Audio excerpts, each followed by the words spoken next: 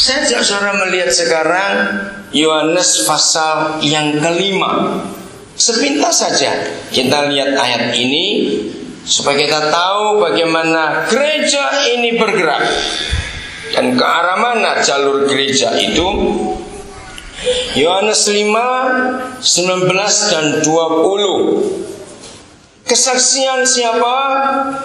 Yesus tentang siapanya? Tentang dirinya. Nah, kita harus tanya dari judulnya ini, mengapa Tuhan Yesus harus bersaksi tentang dirinya sendiri? Siapa yang tanya? Mengapa itu terjadi? Nah, itu cara kita belajar. Saudara kalau baca Alkitab jangan cuma baca sudah 4 pasal, nggak ada gunanya. Tapi teliti, nikmati, kita belajar baik-baik. Nah, dari judulnya saja kita bisa menemukan sebuah kebenaran. Mengapa Tuhan Yesus harus bersaksi tentang dirinya? Nah, kisah sebelumnya kita tahu. Kalau sepintas saudara lihat kisah sebelumnya ada apa? Ayo yang sudah pernah baca, Abraham, ayo janji apa tadi sama nggak bicara ya, kamu dengar ini baik-baik. Kisah tentang apa sebelumnya saudara? Ayo Alkitab saudara lihat. Yesus bagaimana menyembuhkan siapa? Ayo menyembuhkan siapa? Orang lumpuh di kolam apa? Kolam Bethesda pada hari Sabat.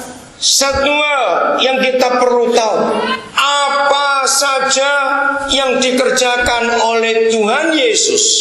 Dengarkan, apa saja yang dikerjakan oleh Tuhan Yesus, dia selalu menyakiti semua tokoh agama, ahli Taurat, imam-imam dan orang Farisi.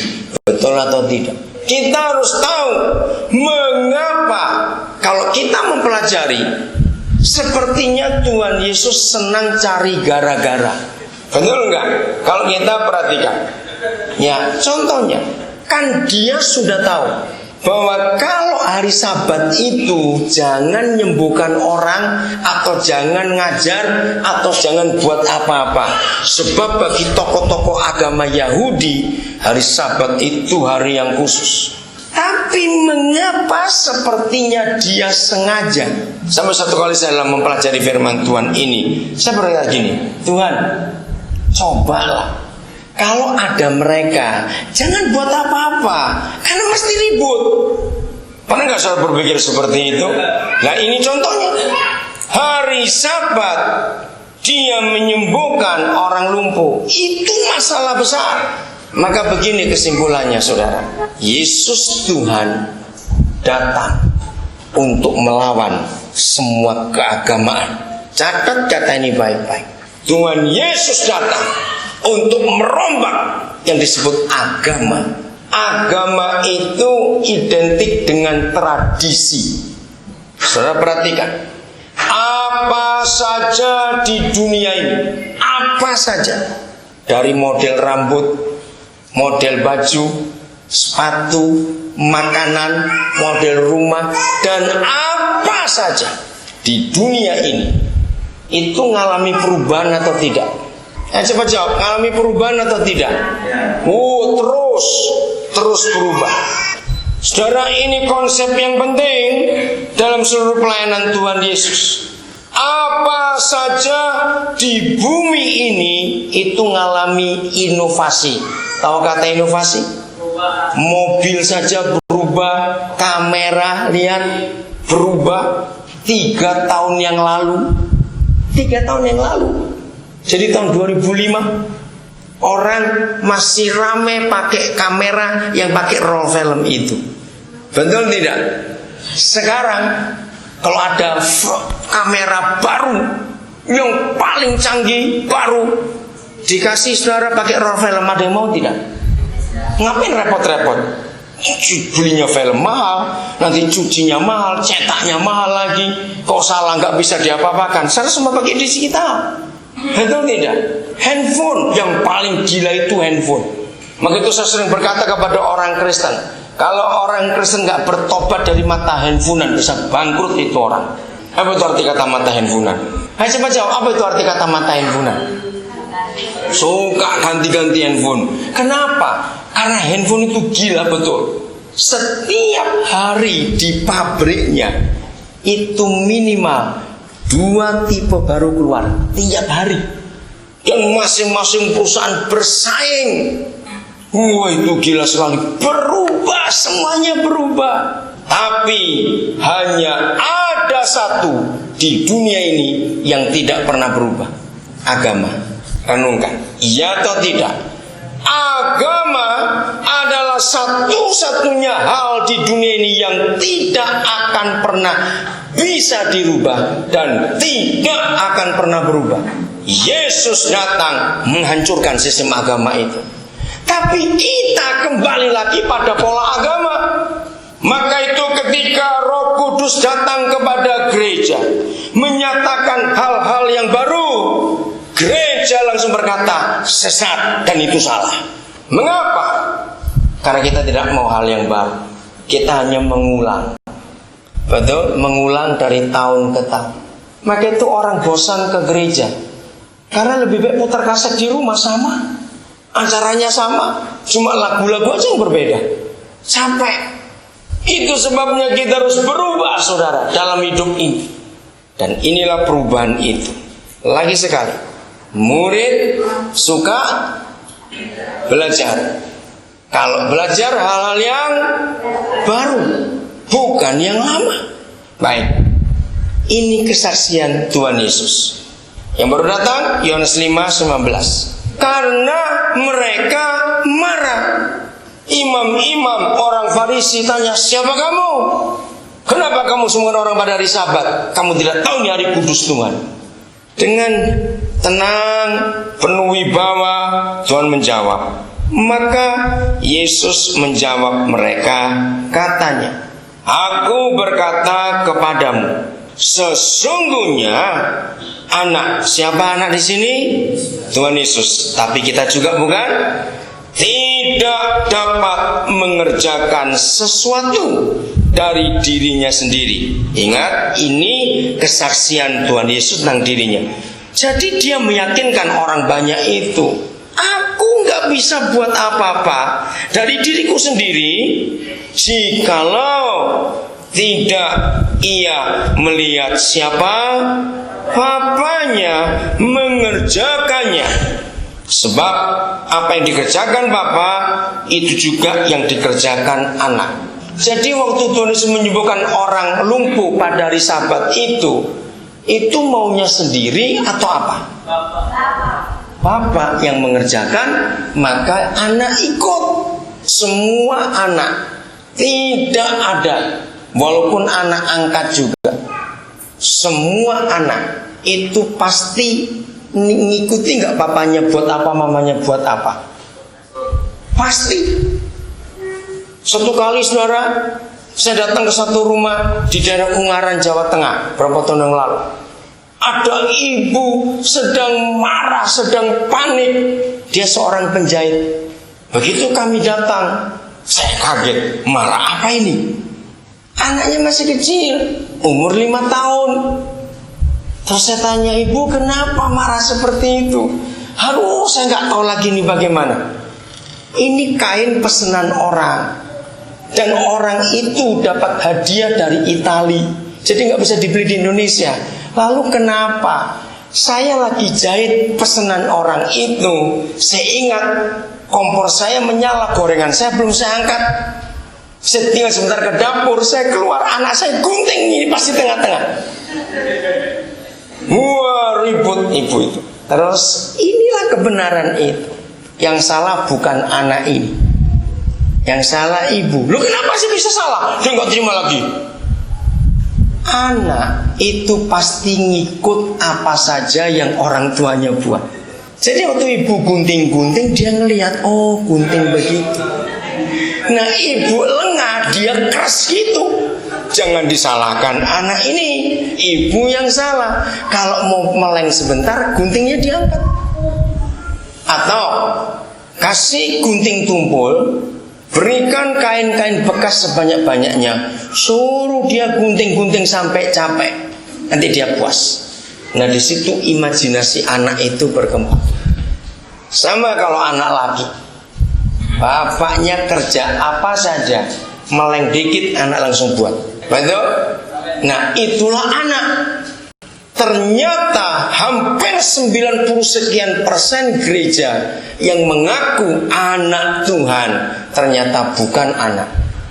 Sebab yang kita kerjakan bukan melihat bapaknya kerja, tapi kita cari kerjaan yang lain lagi. Jangan diaminkan, salah kok diaminkan. Tapi betul, itu setuju.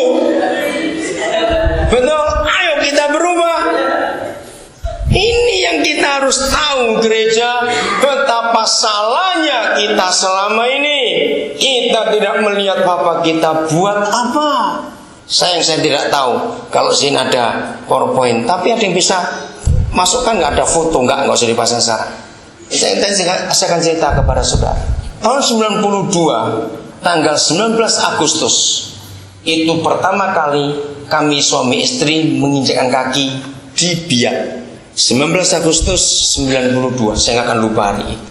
Saudara, sejak hari itu sampai tahun-tahun berikutnya, saya cerita kepada banyak gereja, kepada banyak pengusaha, kepada siapa saja. Waktu itu yang jadi bupati masih Pak Rumbiak. Saudara, saya sebagai pendeta, maaf kalau saya cerita ini, saya hidup pakai konsep Yohanes 5 ini. Semua pendeta secara umum, kemana saja pendeta itu pergi ke tempat yang baru, langsung yang dibuat cari tanah atau sewa buat gereja. Tidak salah. Tapi saya mau melihat bapak saya buat apa. Saya mau ikut. Waktu dia menyuruh saya ke Papua, saya dipertunjukkan bapak saya buat sekolah. Saya ikut. Maaf, saya hanya lulusan SMA, saudara. Itu pun ijazahnya sudah hilang. Kenapa hilang? Karena ibu kami seorang janda miskin. Kami 4 bersaudara tidak punya ijazah sepotong pun sampai hari ini. Karena kami nggak tahu ditaruh di mana oleh ibu ijazah itu. Karena dulu kami sering pindah-pindah, kami itu miskin. Dan ibu nggak pernah mendorong kami untuk sekolah tinggi, enggak, karena sadar nggak punya uang. Tapi Roh Kudus menyuruh saya buat sekolah, itu hal yang nggak masuk akal. Dengarkan ceritanya. Tahun 90, saya pertama kali tiba di Papua bulan April, saya lupa tanggal berapa. Itu langsung ke Jayapura. 91 kami langsung buat sekolah di Wamena. Langsung SMA Kristen. Itu SMA Kristen yang pertama di Wamena. Sampai sekarang masih ada, tapi kami serahkan kepada Yayasan Biji Sesawi, bukan kami lagi. Kenapa? Karena itu Tuhan merubah konsep kami. Mau naik kelas 3, jadi baru 2 tahun, kelas 1, kelas 2, semua guru termasuk kepala sekolah nggak sanggup ngajar, mau pulang ke Jawa semua. Saya bingung. Nah kalau kamu semua pulang, saya buat apa? Saya cuma SMA, saya nggak bisa ngajar. Di situ saya ajak mereka untuk doa puasa bersama istri saya. Kami bersembilan waktu itu doa puasa tahun 93. Minta petunjuk Roh Kudus. Ayat ini kembali saya pakai. Bapak tunjukkan kepada kami, Bapak itu buat apa? Kami mau ikut. Saudara, dengan jelas dia tunjukkan untuk buat sekolah, tapi dari taman kanak-kanak dan harus masuk asrama. Dan dia tunjukkan tahun 93 itu kamu akan melihat hasilnya setelah 18 tahun kemudian. Saya langsung doa itu melek. Saya bilang, saya umur berapa nanti? Kok baru 18 tahun saya lihat hasilnya. Dari TK harus. Saudara, saya keliling kembali. Waktu itu baru 9 kabupaten di tanah Papua. Semua orang yang saya ajak cerita tentang visi ini, pendidikan TK berpola asrama, semuanya menolak. Kenapa? Maaf, jangan tersinggung kalau saya berkata ini. Termasuk saudara kita, orang Papua sendiri menakut-nakuti saya. Bapak jangan cari masalah. Ambil anak-anak mereka dari taman kanak-kanak diasramakan. Babi mereka kita senggol, kita didenda. Nah kalau anak-anak mereka sakit terus mati di asrama, takut juga. Wah, jadi bagaimana ini? Tapi jelas sekali Bapak menunjukkan harus dari taman kanak-kanak diasramakan. Kenapa 18 tahun? 1 tahun di TK, 6 tahun di SD, 7 tahun, 3 tahun SMP, 10 tahun, 3 tahun SMA, 13 tahun, 4 tahun di perguruan tinggi, 17 tahun. Setahunnya itu baru lihat hasilnya. Saudara, 93 lewat, 94 lewat, tidak ada yang nanggapi. Tanpa disangka, kami dipanggil oleh sekelompok anak-anak Tuhan di Nabire. Waktu itu dandimnya masih Bapak Tanah Saleh yang pernah jadi wali kota Ambon setelah dari Nabire. Sekretaris Dewan itu almarhum Pak Sutamsu. Ketua PBKI Persatuan Wanita Kristen Indonesia Ibu Kos Manaha. Beberapa dengan gembala, termasuk Pak Gembala Jerry Suplik dari GKI. Kami dipanggil. Hanya 3 hari kami suami istri di Nabire. Ada 8 kali pertemuan selama 3 hari itu antara pejabat. Waktu itu pakai nama BKSAGP, Badan Kerjasama Antar Gereja dan Pemerintah, kelompok pengusaha, PWKI-nya. Mereka siap untuk buat TK berpola asrama itu. Maka Ibu Kos Manaha menyediakan rumah. Suami Pak Dwiri itu pimpinan Pensip yang ada di Nabire waktu itu, berikan rumah mereka secara gratis kami pakai di daerah Karangtumaritis. Maka 16 Juli 95 berdirilah TK pertama di tanah Papua berpola asrama.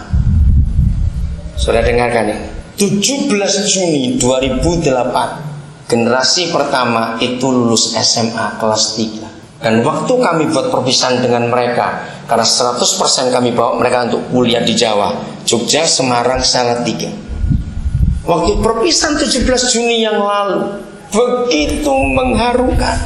Semua kami gak ada yang menangis. Mereka menangis, kami menangis. Orang tua yang sempat tadi juga menangis. Karena kami melihat 13 tahun yang lalu ini anak masih kecil-kecil, masih TK. Sekarang mereka berdiri di depan kami. Mereka masing-masing cerita apa cita-cita kami buat Papua. Begitu mengharukan. Kepala asrama mereka yang pertama masih ada, Bapak Pendeta Martin Arwam dari Wasansa. Saudara, 13 tahun. Dan mereka jadi orang-orang hebat. Sekarang mereka sudah kuliah semua di masing-masing jurusan yang mereka punya beban. Saya cerita supaya saudara tahu bagaimana kemuliaan Tuhan. Sampai Juli 2008, dari 1 TK yang ada di Nabire tahun 95, Tuhan sudah mempercayakan kami 35 sekolah sekarang ini. Sekolah yang 33 itu di Timika. Yang ke-33, 34, 35 itu terjadi tahun ini. Serentak, itu sungguh-sungguh luar biasa. Yang ke-34 itu di Momi Waren. Nah itu lebih unik lagi. Yang ke-35 itu SMKK di Manokwari, Sekolah Menengah Kejuruan Keperawatan.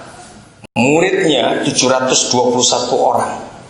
Angkatan pertama itu kami heran. Begitu banyak mereka ingin masuk ke perawatan. Nah yang ke-34 ini unik. Tahun 98 ada 8 orang dari Momi Waren, Ituran Siki masuk lagi ke arah Bintuni. Datang ke kami minta sekolah. Itu kira-kira bulan April atau Mei 98. Kepala-kepala desa, ketua klasis GKI di Ransiki, kepala distrik Ransiki, berapa pendeta, berapa kepala suku datang kepada kami. Itu pertama kali saya terima surat dengan 21 tanda tangan. Bapak, kami minta sekolah SMP ini di desa, bukan di kelurahan, di bawahnya lagi, kampung. Dengan alasan anak-anak kami banyak yang mati. Satu yang buat kami harus buat sekolah adalah, Pak harus tahu, sejak ada suku namanya suku So, itu suku So, salah satu dari suku pegunungan besar Arfak. Sejak ada suku So di dunia Pak, itu sampai 98, bayangkan, belum ada satupun suku kami yang bergelar sarjana. Itu buat saya menangis. Kami putuskan untuk buat sekolah SMP di sana. Maka 98 SMP itu berdiri. Mereka sediakan tanam 4 hektar. Dari 8 kampung mereka pilih tanah lokasi dan kami serai tanah itu. Dan berdiri secara sekolah berpola asrama SMP pertama kali di sana. Dengan 4 TK di 4 desa. Kaya Baru, Demini, Sewi, Momi. Sampai sekarang TK itu masih berdiri. Nah, bulan Juni yang lalu